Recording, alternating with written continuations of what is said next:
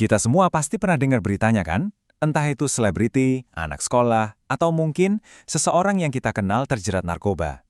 Nah, dengan semua peringatan yang ada di luar sana, kok bisa sih jutaan orang masih aja kejebak? Di sini, kita bakal coba bedah kenapa kecanduan itu persis kayak naik roller coaster. Awalnya seru banget, tapi pas mau turun, rasanya mustahil. Oke, kita mulai dari skalanya dulu ya. Seberapa besar sih masalah ini? Karena jujur aja, angkanya benar-benar bikin kaget. Yap, kamu nggak salah baca. Coba bayangin seluruh penduduk Indonesia. Nah, sebanyak itulah jumlah orang di seluruh dunia yang lagi berjuang melawan kecanduan. Jadi kita nggak lagi ngomongin masalah kecil-kecilan di pojokan ya. Ini adalah krisis kemanusiaan dalam skala yang masif. Nah, ini kan jadi pertanyaan gede ya. Kalau kita semua udah tahu bahayanya, kenapa masih ada aja yang mau coba-coba? Jawabannya, ternyata ada di sensasi awal yang luar biasa kuat itu. Yuk kita bahas. Oke, sekarang kita masuk ke bagian pertama dari roller coasternya, sensasi puncak yang luar biasa itu. Inilah yang bikin orang rela ngantri lagi dan lagi, meskipun mereka tahu bakal ada turunan curam yang menanti di depan.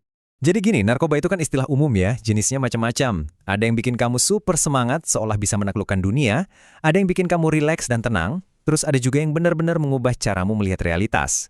Tapi biar gampang, kita fokus ke satu contoh yang terkenal banget, sabu-sabu. Analoginya keren banget sih ini. Rasanya kayak jatuh cinta. Ini bener-bener pas buat ngegambarin efek instan sabu-sabu. Cuma dengan sekali isap, jantung langsung berdebar, napas jadi cepat, dan kamu ngerasain gelombang energi dan pede yang luar biasa. Sensasinya kuat banget, dan ya, seperti yang bisa kamu bayangin, bikin nagih. Oke, kita bedah sedikit ya apa yang terjadi di otak kita. Normalnya nih, otak kita ngeluarin sedikit hormon bahagia, dopamin, sebagai hadiah buat hal-hal kayak makan enak atau olahraga.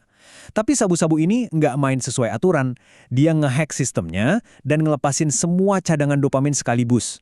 Ini bukan lagi hadiah biasa, ini tuh kayak banjir bandang euforia yang nggak natural sama sekali. Dan ya, namanya juga roller coaster. Apa yang naik pasti turun.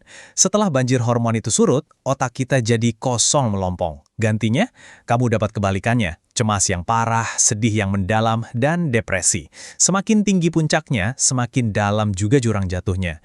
Mungkin kedengarannya sekali coba nggak apa-apa lah ya. Tapi sekarang kita akan lihat gimana sekali coba itu bisa dengan cepat berubah jadi lingkaran setan. Sebuah jebakan yang dirancang biar kamu terus-terusan balik lagi.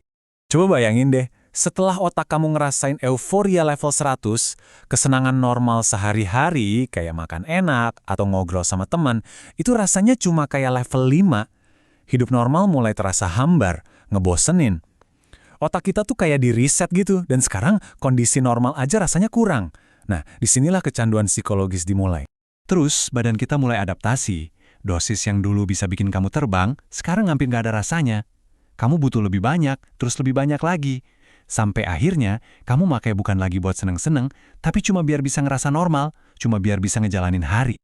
Dan efeknya mulai kelihatan keluar kan? Selain perubahan fisik, pecandu jadi susah fokus, mereka mulai narik diri dari teman dan keluarga, emosinya jadi nggak stabil.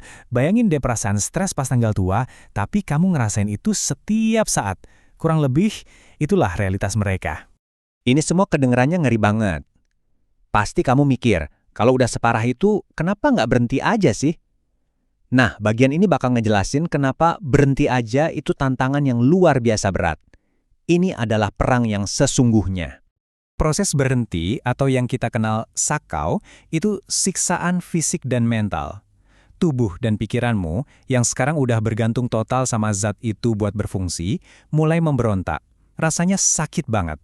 Ini bukan cuma soal kurang niat, ini pertarungan biologis yang brutal melawan setiap sel di tubuhmu. Dan ketika seseorang ada di titik ini, biasanya ada dua cara pandang yang kontras banget dari masyarakat. Di satu sisi, ada pendekatan rehabilitasi, yang melihat pecandu sebagai orang sakit, yang butuh diobati, dan didukung. Di sisi lain, ada pendekatan hukuman, yang melihat ini sebagai kejahatan yang harus dibasmi, kadang dengan cara kekerasan ekstrim, seperti yang terjadi dalam perang melawan narkoba di Filipina. Tapi, di tengah semua kegelapan itu, ada cerita-cerita kayak gini yang ngasih harapan. Ini kisah nyata tentang seseorang yang dengan pendekatan yang benar, yang fokus ke penyembuhan bukan hukuman, akhirnya bisa lepas. Ini nunjukin kalau dukungan, baik dari profesional maupun komunitas, itu kunci buat menangin perang ini.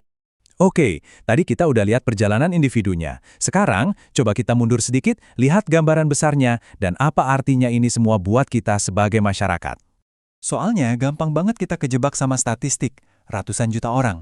Tapi penting banget buat kita ingat, di balik setiap angka itu ada cerita manusia.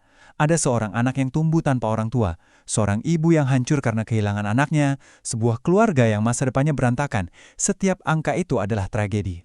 Dan seringkali masalah narkoba ini sendiri cuma puncak gunung es.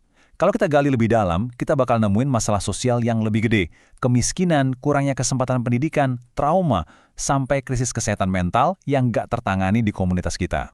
Dan ini semua pada akhirnya membawa kita ke satu pertanyaan penting. Bukan buat pemerintah, tapi buat kita semua.